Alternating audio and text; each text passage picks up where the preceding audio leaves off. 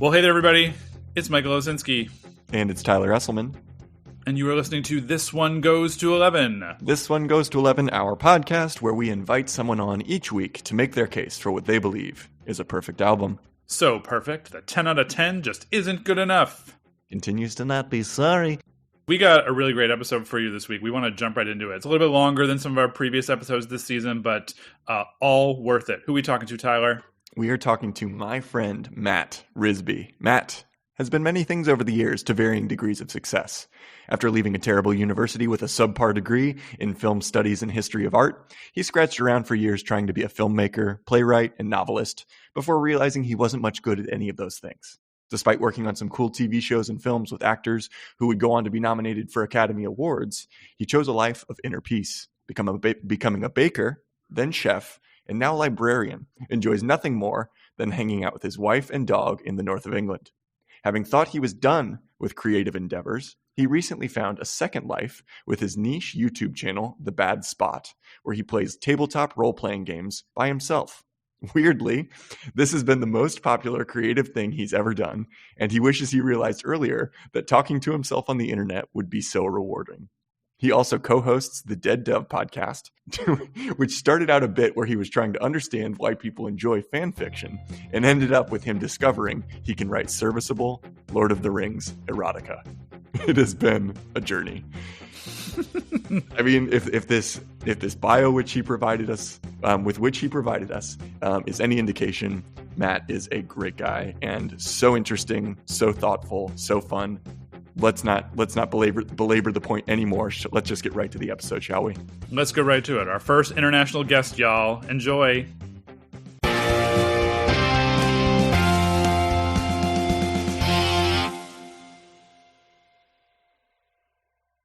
Momentous day today. Very, very excited to have one Mr. Matt Risby on the pod. How are you, sir?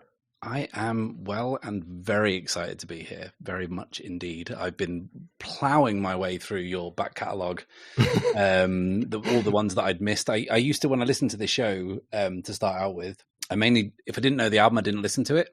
Yeah, sure. Mainly because I just wanted to have something that I knew about. But yeah, since then I've gone back and I'm pretty much up to date. And it's been a voyage of discovery. That is really helpful information for figuring out who our listeners are. Mm-hmm. And like, as we figure out what this project is, like knowing how somebody is drawn to an episode, that's really helpful. I don't know if you agree, Michael, but there's some usefulness in that. I mean, yeah, I think I think when we choose albums, sometimes there's often like a little bit of a bias. Like if an album pops up that we're like, oh, we love that album, we just want to talk about it, versus if it's stuff that's totally foreign to us. But I mean, I think some of our best episodes have been the ones where neither one of us has known much of anything about the artist. I mean, I still think about how much I love Frank Ocean's Blonde now as a result of us making that episode. Matt, this is crazy that we're talking. I think that needs to be said too. Like this, to give a little background to everybody about how Matt and I met. And there's an update to this story as well, Matt, that I haven't told you yet. Oh, okay. But Matt and I met when I was on a bike tour of the UK in 2018. I randomly went to a cafe in Sheffield when I stopped in Sheffield, a great town in I considered it like north central England, right? Like, was that kind of central England? Is that how you consider it? If you say central England to people in Sheffield, you'll probably be chased out with pitchforks and gotcha. So it's the north. It's the north. It's the north. Great. Which I'm happy for that. I want that. I prefer it if Sheffield is considered the north because it gives me this connection. It's a lovely town. Mm-hmm. It was my favorite place I visited on that trip, and I'm not blowing smoke, man. So anyway, I go to this cafe, random. I think it's the Forge Bakehouse, right? Isn't that what it's called? Correct. Yeah. Okay. And so I go to the Forge, and I'm sitting there eating breakfast, and I'd spent a lot of time alone on this trip, and I got used to talking to strangers, which something I already do anyway. There's this strapping, affable employee of the. Seemingly affable employee of the bakery cafe. And I don't know what it was that provoked the conversation, but I do remember learning that you knew about baseball. Yeah, I was the one in England that you met. The one in England who knew anything about baseball. Well, also the only one with whom it came up. Yeah. And I found out you were a Baltimore Orioles fan, if I'm not mistaken. That is correct. So which is very trendy to be a Baltimore Orioles fan. It is now. It wasn't in wasn't 2018. It was the doldrums in 2018 for the Orioles. Bless them. I hope that they just continue to go from strength to strength. It's a beautiful story. Mm-hmm. And anyway, we got to talking. Found that we had a lot in common. You told me that you had one of the best Instagram names of all time. I followed you. You followed me. And then we've been social media friends ever since. And then come to find out, you listen to the podcast. It's just one of those crazy internet things that you just couldn't have heard of something like this happening this quickly. Did I recommend like some bookshop? Were you looking for bookshops? And I was. That's exactly right. Yeah. I went around to a few. And this is something that I don't think you know about that day, is that I wasn't even supposed to be working that day. Like in a kind of clerk sense, like I was covering for someone who was sick. Like when you would have come then, I was the manager of that place. I wasn't ever working on the floor. I only ever worked on the floor if someone was sick or like was. You gave off that energy, by the way. You gave off that energy of like, I know how to do all this stuff and I know how to do it all really well. Well, I give off the impression. The actual truth of the matter is far from it. But yeah, I refuse to believe that. I cannot. But I appreciate the self-deprecatory element of it. I connect with that. But in any case, super glad that we could have you on today. Our first time going international, which is very exciting. And is that true? Is this the first international broadcast? The hands have met across the water somewhere in the middle. True. Yeah, it's true. Yeah. I don't think we haven't even had a Canadian. I don't think. Like I think we've been all America. Mm-hmm. Wow, guys, you need to broaden your horizons. There's a whole world out there. Tell me about it. I've heard about this world. I'm intrigued by it. Interestingly, and to get us towards the real reason for being here today, Michael sort of mentioned how sometimes we are encountered with an album that we know nothing about, and sometimes we're encountered with an album that we are very excited to talk about. And this album that you've brought us today sort of intersects those two qualities for me in a particular way. And so I guess I should have expected no less from you. Matt, can you tell us, what album hath thou brought before This One Goes to 11 tribunal today? When you give it such gravitas when you say that I'm bringing it to, like before a tribunal. I feel very responsible for this record, and I don't want to mess this up. But I've brought before you both the album Blue Lines by Massive Attack. Excellent. Mm-hmm. Everybody out there, you hear what I'm saying? You hear the words Massive Attack, and if you're American, I wonder what Americans think when they hear Massive Attack. And Michael and I were talking about this a little bit before we started recording. And it's like, I think for most people, their entry point to Massive Attack for us is the house theme song. Mm-hmm. Which song is that? That's Teardrop. Teardrop, right? Mm-hmm. So I think for most Americans, that's the case. So what I'm so interested in is to hear your perspective on like what the reputation, the difference in the reputation for Massive Attack in the UK versus here might be. And, obviously you may not know what it is here, and that's what we're here for. In any case, very excited. And we had, for anyone out there who may not know who Massive Attack is, we have everyone's favorite segment today, right, Michael? We do. It is called The Beginner's Guide to Massive Attack's Blue Lines in 60 Seconds. Mm-hmm. And you doing it. I'm doing it today. I'm going to be a harsh critic on this, by the way, so you need to be Johnny on the spot, man. Please do. We welcome critique. Yeah, and he was the right one for it. He is definitely the all-star, definitely the all-star starting pitcher on the 60-second guide all-star team. I just wish it were a more marketable skill. Listen, we don't get to choose what our talents are. They just are what they are. Okay, we've got 60 seconds on the clock. Matt, are you ready? Oh, God, yeah. Michael, are you ready? Sure am. We're starting in 3, 2, 1, go. From soul to skank, those post-industrial blues got them down. That's what Bobby Christgau said about 3D, Mushroom, Daddy G, and Tricky, an English music collective known as Massive Attack. They formed in the late 80s out of the Wild Bunch, another collective of DJs who played clubs in Bristol, a neighborhood heavily populated by Jamaican immigrants, and the same place that Portishead would come out of just years later. They're credited with defining the sound we refer to as trip-hop, though they hate that name. In 1991, they released their debut album Blue Lines, a unique mix of hip-hop, techno, soul, and reggae, with speak-singing vocals from the four guys, and singing vocals from Shara Nelson and Horace Andy. It was a new kind of dance music, set at spliff tempos.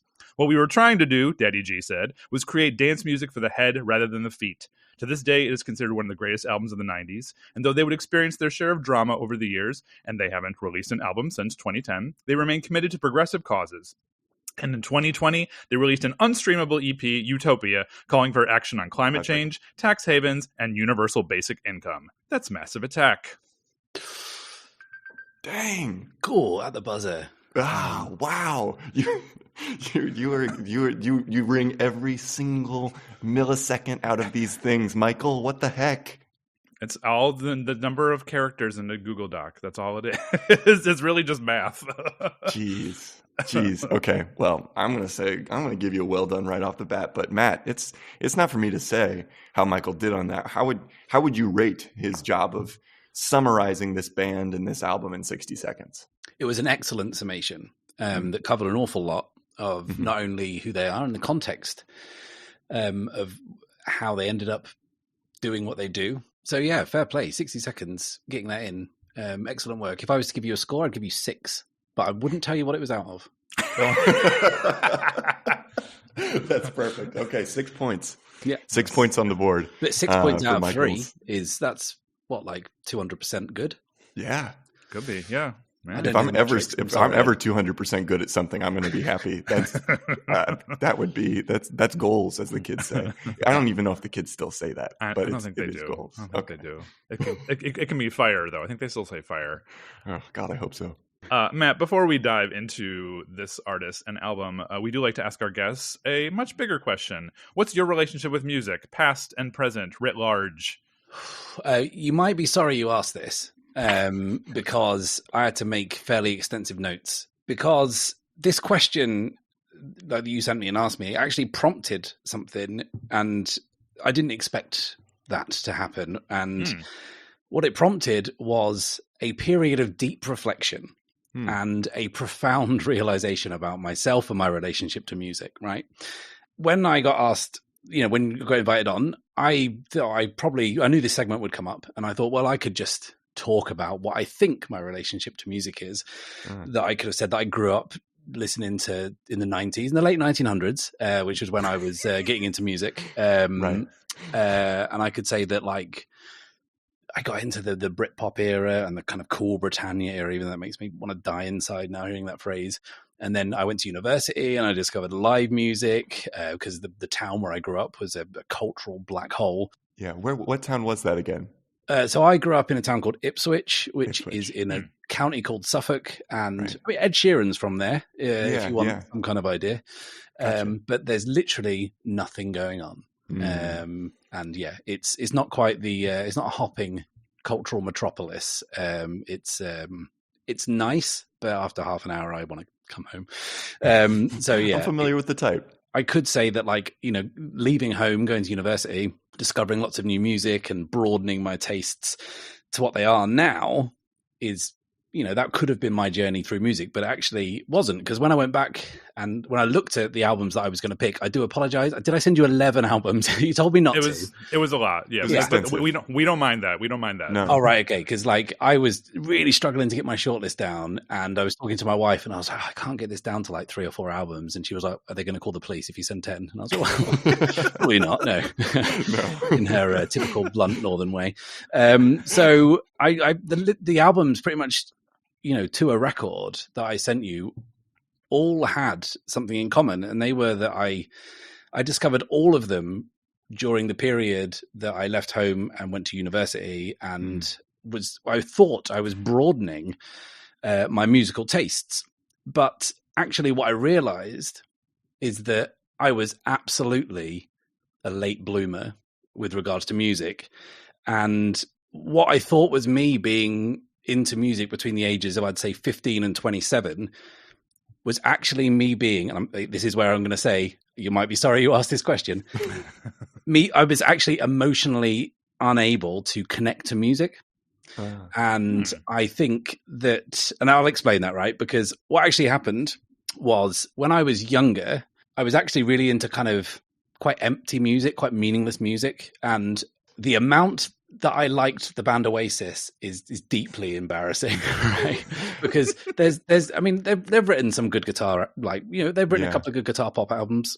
I'll give them that, fine. But like, it doesn't mean anything. Like, it's music to put your arm around your mate and kind of, you know, have a couple of pints and just shout "So Sally Can Wait." The music is nothing really. Come out, but Oasis fans are famously moderate and considered, so you know they'll take that on the chin, I'm sure. Yeah, they're gonna love that.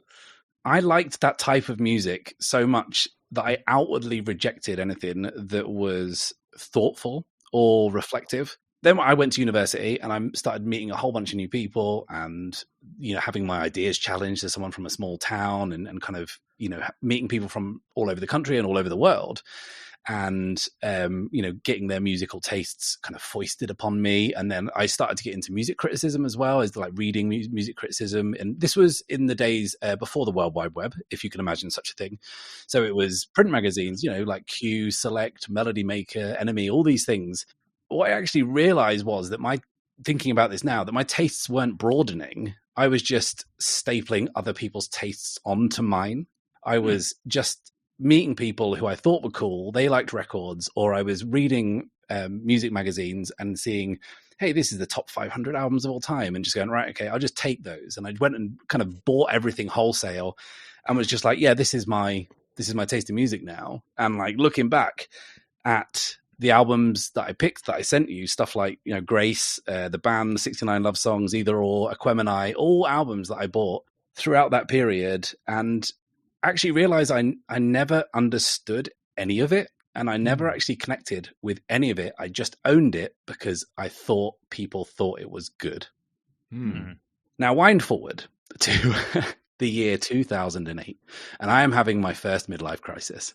I am 27 years old. I am in a kind of pretty miserable long-term relationship, which has kind of gone on for like 6 or 7 years straight out of university. And my life is not really going anywhere. I realize now that I was deeply unhappy. I didn't really think that at the time, but that relationship came to an end and I met my now wife. Classic story, directing her in a play. You know how it goes. We do. And, you know, we start making each other mixtapes. And when I say mixtape, I mean on a compact disc. You remember compact discs? Yeah.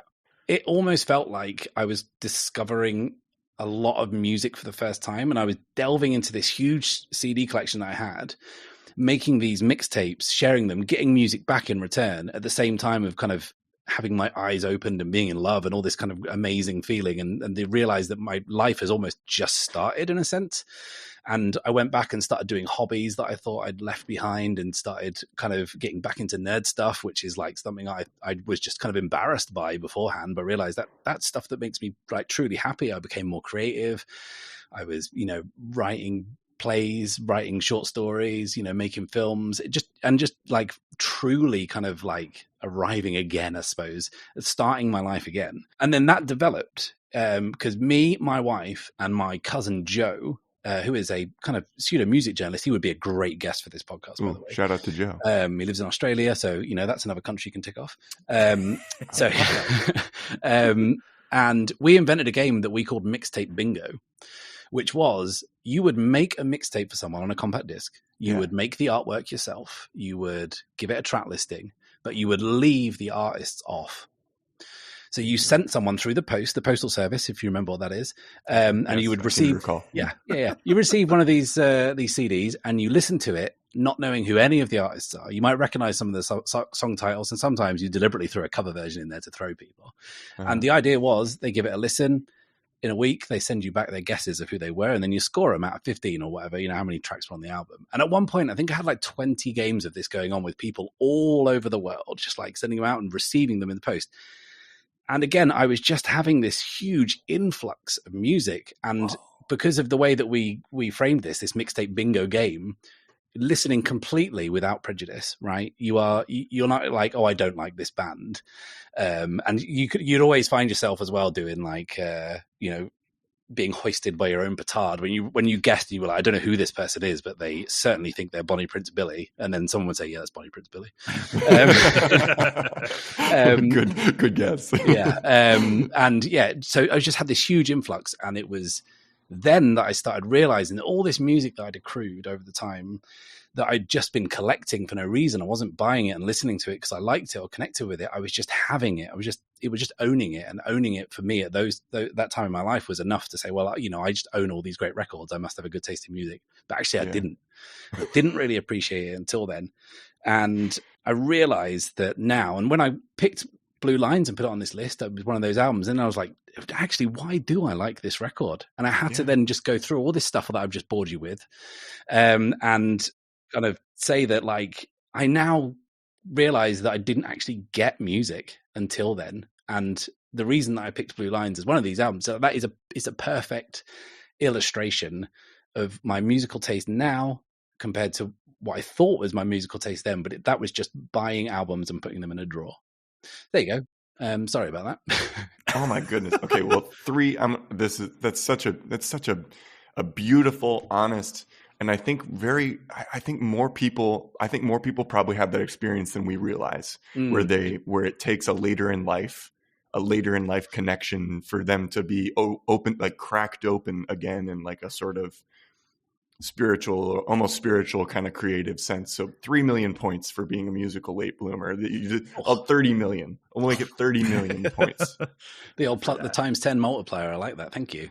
Also, too, now I feel like all the time that I spent making mix CDs for people was for naught, because how was I not doing this? Sounds incredible. Method that you like that. I'm like now I wish that people still played CDs. Yeah, so you had to guess who the band and the song. You had to guess who the band was. That was just who the band was. Yeah, guess who the band. How is that not impossible? That had to be a really hard game. Yeah, I mean, the thing is, like, some of the times you just get it, but then my favorite ones were where it was a game that you kind of prided yourself on. Well, I got 10 out of 20 or whatever. But my best ones were where I knew none of the bands and I couldn't even guess vaguely. And like some of the bands that I discovered, like through that, like I listen to like to this day, and you know, they're all just ones that I listen to without having been told that this was a classic album or that this album was really good and that I had to listen to it. It was just a song that came up on a random CD from someone around the world who sent it to me, and I'm like, dang, that is a great song. I want to know more about this. And then they'd be like, oh yeah, it's a really embarrassing band. Embarrassing band. You know, that's also interesting about Oasis too, because I think, you know, my conception of what that, you know, that kind of the Britpop wars at the end of the 90s, that sort of vibe was always empty. I think is like putting it harshly, obviously, but there is, I see the hyperbole, because there is something about them that feels like party music. I've heard them describe themselves as party music, which makes it seem like they're trying to own the frivolousness. Is that what it is? No, it's more about the context of the time. The mid 90s were the absolute zenith, but also the nadir, I think, of what we call in Britain lad culture. Right. So it kind of, you know, frat boys is essentially the sure. You know, I guess the American equivalent. This idea that you would reject emotion, sensitivity and replace it with swagger and attitude, and so much of it was hollow and performative. And when you bump into, and I'm, you know, I don't want to paint all kind of fans of this music with the same brush, but like you bump into some people now who, you know, they have not moved on at all. And, you know, the mega fans, I suppose you get this with mega fans of any band, right? Like, you know, they literally just like one thing. And when that thing prides itself sometimes on being kind of boorish and anti-intellectual and regressive, regressive sometimes. And the thing is like, I'm pretty sure that wasn't the music's intent. And like a lot of that is my projection of, you know, onto the fans of that music. And also perhaps in a way, my inability to connect emotionally with music was because I was just so convinced I was that person listening to that music. I was convinced I was that audience. And then I would go to Oasis gigs and stuff and see like how other people behaved at those gigs, and I'd be like, man, this isn't me. This just isn't me. And in fact, it was a fairly like key moment. I was at what I can only describe as the worst gig I've ever been to in my entire life. It was at Nottingham Arena watching Oasis, and they could not have been any less interested in performing a pop concert for people. They were just going through the motions, playing an album that's largely forgotten. I can't remember what the album was, but they did 2 pretty good albums, and then just they kept going. They made music, I guess. I think it was contractual obligation. It must have been. And yeah, they were just going through it, and everyone around me was having the greatest time because they were just all absolutely smashed off their faces, singing with their arms around their friends. And I was like, oh man, what is this? This is no good. Yeah, I to like this music, and I kind of have to do this. Do you know what I mean? And at that point in my life, I wasn't about that anymore. You spoke a little bit about how Massive Attack is kind of like represents sort of a delta vector, if you will, for your life, a change in you, and how it kind of encapsulates that. So let's talk about the album now. What do you remember the specific moment of discovery of this album? What do you remember of the beginning of your relationship with this particular album? So the beginning of my relationship would have been being told that it was a good record by someone else and picking it up, and knowing that it was a seminal record. When it came out, I was 10, so I wasn't kind of big into trip hop at that point. Yeah, where do we stand on that word, by the way? Are we do you hate it? It's pretty lazy. It doesn't offend me as much as someone whose work has been kind of it's been pigeonholed in such a way. So I'm sure for them it's fairly irritating. You know how we feel about genre around here. Well, I mean, this is a fun. I briefly, with my cousin Joe, the aforementioned person, used to write criticism for a website called No Ripcord. He did music, I did film back then. But a fun thing we did was invent genres to see if we could get them into reviews. And I was trying to remember them and I think, because I know you like genres, but my 2 favorites that I came up with were lumbercore. My mind is spinning with what who that is, right? That's like Midlake, Fleet Foxes, lumbercore. Yes, yeah, that's exactly who I was thinking. Yes, and swear wave. Wait, what's swear wave? What is swear wave? I think swear wave is the friends we made along the way. That's as it should be. As it should be. Sorry. I think it's quite a tricky album, pun intended. It's quite a tricky album. Thank you. 5 million points. Thank you. I'm racking up the points. Be emotional, make a shit pun. There you go. That's how you get the point. It's perfect. It's exploitative, but it works every time. Yeah. Multitudes, lads, multitudes. It's quite a difficult album to pin down because it has a lot going on style-wise. Yeah.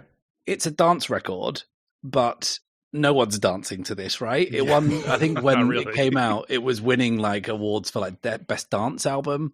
And I think a lot of that is to do with the fact that the producers of this made Club Classics Volume 1 by Soul to Soul, which is the quintessential British dance record.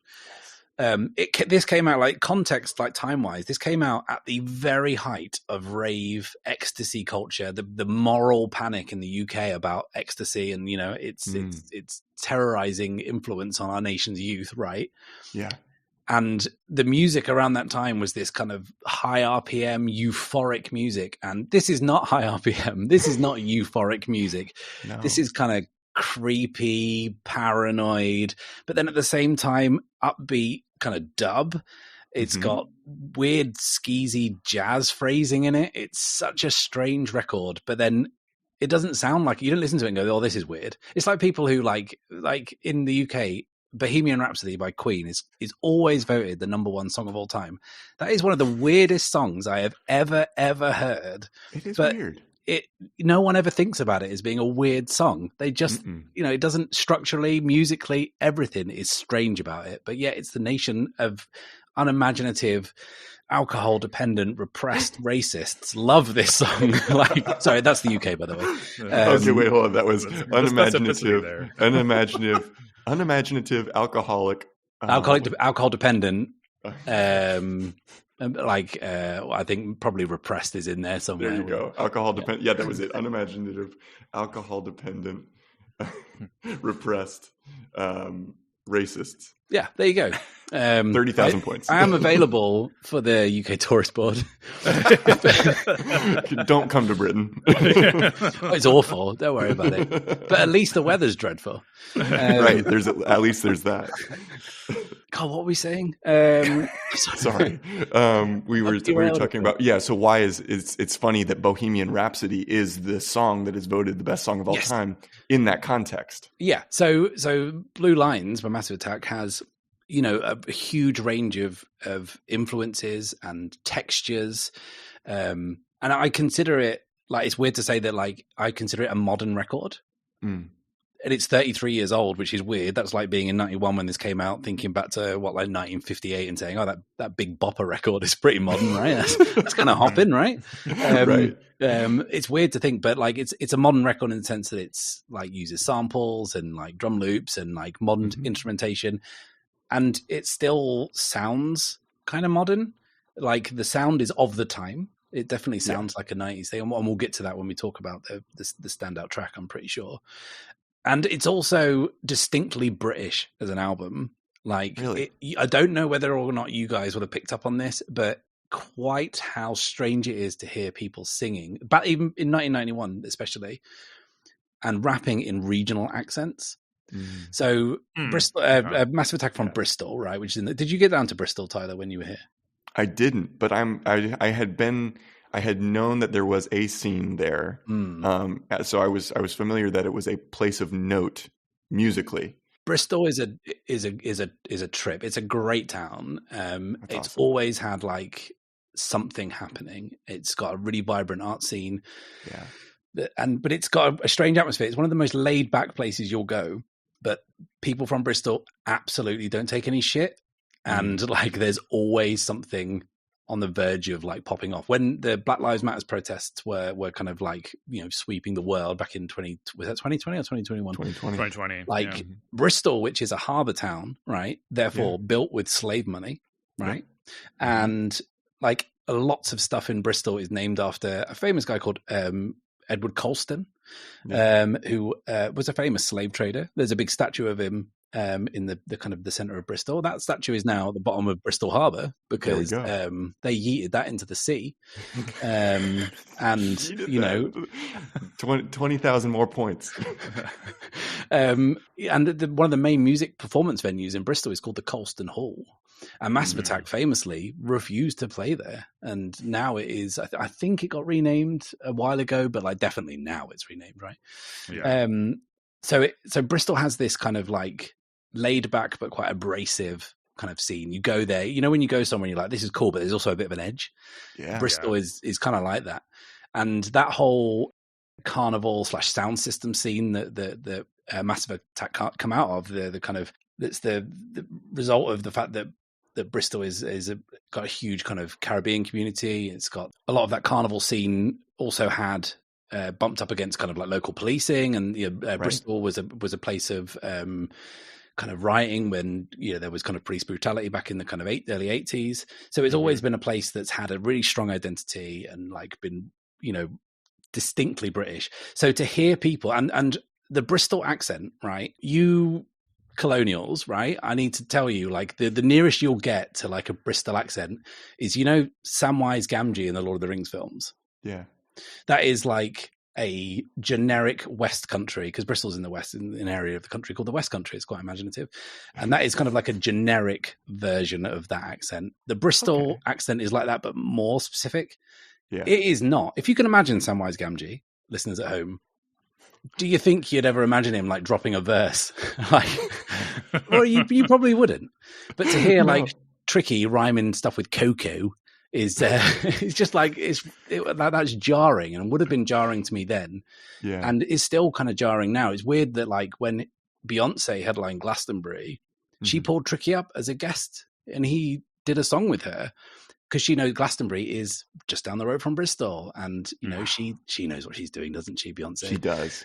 Yeah. And then like that to me is so. And then you see he's an actor as well. He turned up in like The Fifth Element or whatever, just with his normal accent. And you're just like, okay, what's going on? But like it's when I say it's distinctly British, it has all of those elements that make Bristol distinct as well. So there is that dubbed sound. There is that jazz sound. I think a lot of early hip hop that came into the UK was imported by people connected to that wider Wild Bunch collective. They were bringing back like white label hip hop records from, DJing in New York or whatever, and they were keeping it to themselves. They weren't sharing it with everyone else. So they were making this fresh sound. So you've got the backdrop of this album coming out is this euphoric dance music, kind of fueled by ecstasy and the kind of the rave scene. And then down in Bristol, you got these people making this weird album, which isn't weird. It's not weird. Like, it's very tuneful. It's very soulful. It's got so much going on for it, and it's distinctly British. It's distinctly Bristol. It's just a masterpiece, I think. 100,000 points for. I'm just going to give Bristol, the town of Bristol, 100,000 points. Menacing is a word that might, like, there's a menace to it a little bit, but not overwhelmingly so. Absolutely. And if you think about the first track of Blue Lines, you think about Safe From Harm, a song that I've never felt less safe from harm listening to. It starts with this relentless bass groove that just never alters. That bass groove just keeps going and going and going and going. And then you've got this kind of vaguely threatening but soulful vocal over the top. And then you've got 3D, who may or may not be Banksy, kind of quote unquote rapping over the top. It's just not like anything else. But then if you look at music that came after that, it just doesn't exist without Blue Lines by Massive Attack. Yeah. It's funny the way you described Safe From Harm too. I'm sure you've seen the music video that accompanies the song, which also has that sort of menace. I mean, like the singer like walking up that, like, it's not a parking garage structure, but it feels like it is, and it's in black and white, and it feels like, where is she going and what's she trying to, what's she going to find at the end? There is, I mean, I think the word that has always popped up every time I've seen anything regarding Massive Attack is that the music always has a cinematic quality, to the point that I think, like, some people have said the word's even kind of cliche to describe their music, but it does feel like the sort of music that you can instantly picture a music video to go along with it. And it also has, around that time, and we'll get to that when we're talking about the standout track, but using big melodramatic string arrangements on dance tracks. And, like, if you think about stuff like Play Dead by Bjork, which I think had the same production team, or any of Debut by Bjork, which is a couple of years after this, that just doesn't exist without Massive Attack. Well, Matt, you've teased it a bunch of times now. Would you share with our listeners what you've chosen as the standout track from this album? It is, somewhat unsurprisingly, Unfinished Sympathy. This is objectively a fantastic song. Not to influence our listeners. Don't show your cards, Michael. Come on. Well, we have pedagogy here. Dear listeners, if you are listening to us on Spotify or our YouTube playlist, you're going to hear the whole song right now. If you're listening to us on Apple Podcasts, you'll hear a wee little snippet to this. But either way, we'll see you on the other side.